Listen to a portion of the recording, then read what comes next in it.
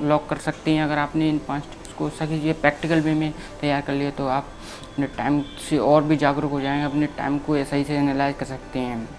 नमस्कार दोस्तों, कैसे हैं आप? उम्मीद है आपका स्वागत है मेरे चैनल टॉप 5 इंडिया। अगर आपको ये वीडियो अच्छी लगे तो लाइक करें। अगर हमारा चैनल और भी वीडियोस देखनी है तो चैनल को सब्सक्राइब करें और बेल आइकन को दबाएं, और ये वैल्यूएबल इन्फॉर्मेशन अगर अच्छी लगे तो शेयर करें। तो चलिए फिर शुरू करते हैं। सबसे पहला पॉइंट है परेटो के 20-80 प्रिंसिपल्स को जानिए। क्योंकि देखिए, सबसे पहले मैं इस टाइम मैनेजमेंट के पहले पॉइंट में बताऊंगा कि आप जैसे कोई आप अपना काम करते हैं तो उसमें 20% काम ऐसा होता है जो आपको 80% रिजल्ट देता है। जैसे कोई स्टूडेंट है, फॉर एग्जांपल कोई स्टूडेंट है जिसका एग्ज़ाम आने वाला है, तो वो अपने 20% टॉपिक्स को कवर कर ले जो उसको 80% रिजल्ट देने वाले हैं। ऐसे 20% टॉपिक को कवर कर ले, क्योंकि ये 80-20 प्रिंसिपल हर जगह काम करता है। जैसे कोई आपको 20% ऐसा प्रोजेक्ट है जो आपको 80% रिजल्ट देगा। 20% ऐसे कोई ऑफिस में 20% ऐसा प्रोजेक्ट आ गया आपको जो आपको 80% इनकम सैलरी हाई दे सकता है। तो अगर इस प्रिंसिपल को आप कहीं भी अप्लाई कर सकते हैं। तो मैंने एक स्टूडेंट का एग्जांपल दिया है जिसमें आप अपने टॉपिक्स को कैसे अगर आपकी प्रोडक्टिविटी में कम है, अगर आप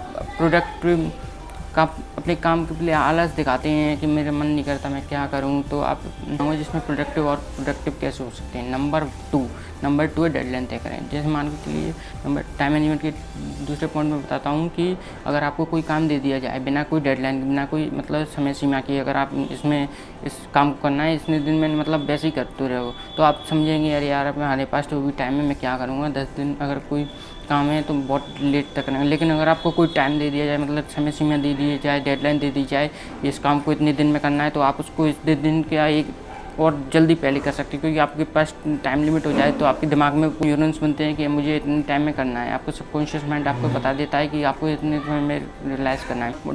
सेकंड पॉइंट में मैंने बताया कि अपने टाइम को क्या कहते हैं, डेडलाइन दें। क्योंकि कोई भी काम आप करते हैं, जब भी कोई करते हैं तो आप बिना वैसे सोचते नहीं अभी ये हमारे पास तो टाइम है। कोई आदमी नहीं सोचता टाइम है मेरे पास, तुम क्या करूँगा।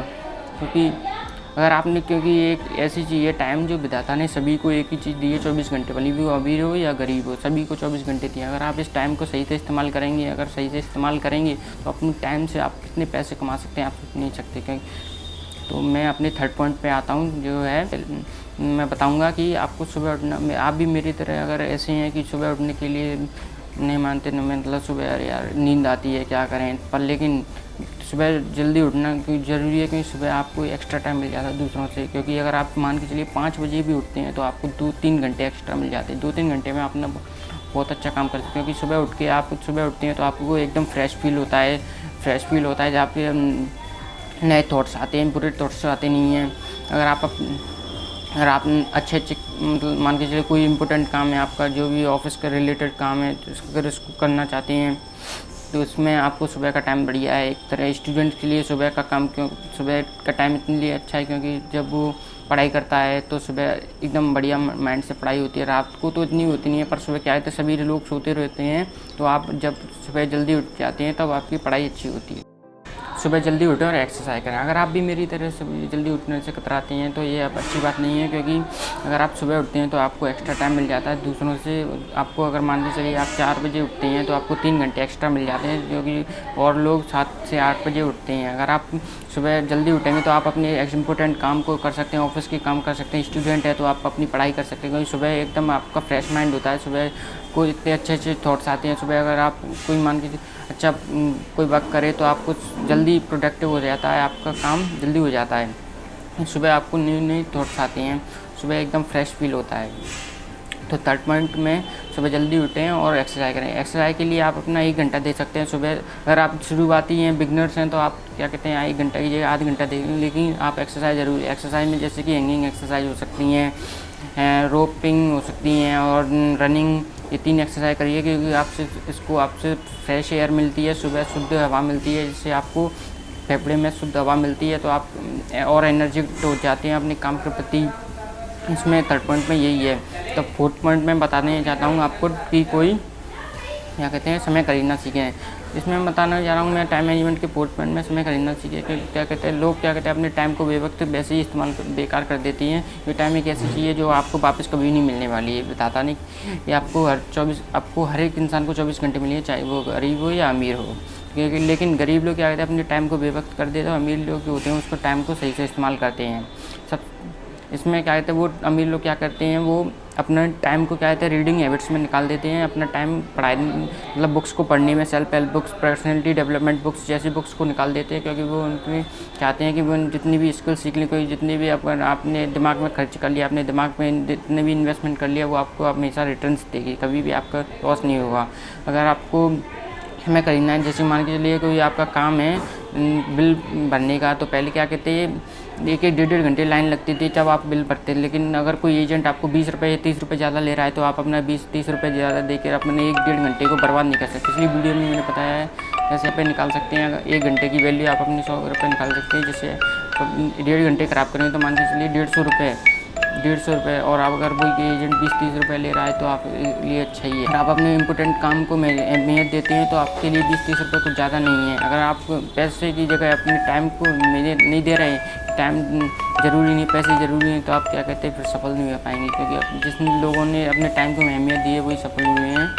ऐसा नहीं है कि जैसे अब एंड टाइम को नहीं है, मतलब पैसे को भी अहमियत दे, पर टाइम को क्यों दीजिए, क्योंकि टाइम एक ऐसी चीज़ है जो एक ऐसा हथियार है जो आपको बराबर मिला है, सभी को बराबर मिला है। इस फोर्थ पॉइंट में मैंने यही बताया कि कैसे आप अपने समय को खरीद सकते हैं।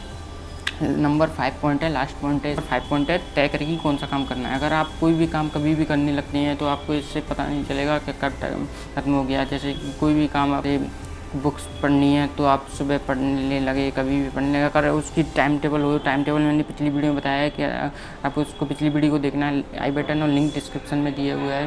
और आप तय करेंगे कि कौन सा काम कब करना है, लिस्ट बना लेंगे। अगर आप रात को ही लिस्ट बना लेंगे, अपनी लास्ट कोई लिस्ट बनाने कि मुझे सुबह क्या काम करना है, तो इससे आपको एक आइडिया मिल जाता है कि मुझे कल कौन से काम करना है। और लिस्ट में देख सकते हैं मुझे सुबह से लेकर रात तक कितने काम करना है।